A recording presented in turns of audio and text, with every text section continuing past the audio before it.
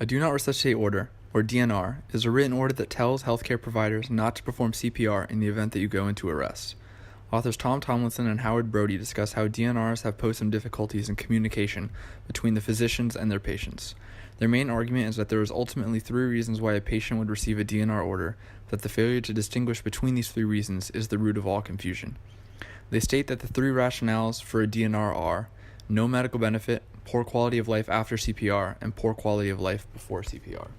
No medical benefit is pretty self-explanatory in that CPR would be futile in the event the patient went into arrest. Poor quality of life after CPR means that if CPR was successful, the quality of life would be below the minimally satisfying life for the patient, and so CPR is deemed not worth it. Finally, poor quality of life before CPR states that the patient already deems their quality of life to be unacceptable, which could be for a number of reasons, and that in the event of arrest, CPR should not be performed because they already do not meet the minimally satisfying life.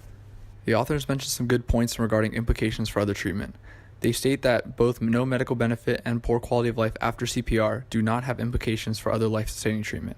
They both simply imply that CPR is deemed futile either because it will provide no medical benefit or the patient's life will be deemed unacceptable afterwards.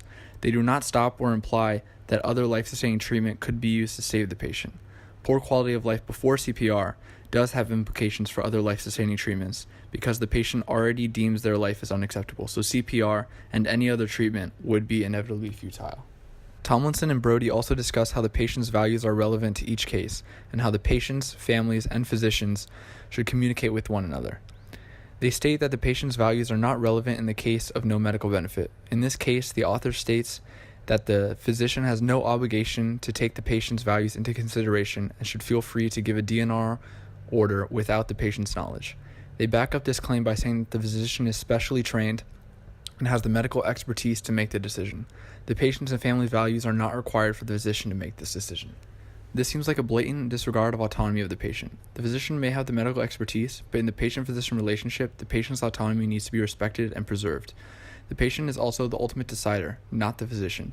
The physician can inform the patient of their options and tell the patient which they think is best, but the physician is in no position to make the final decision for the patient, even if there is no medical benefit.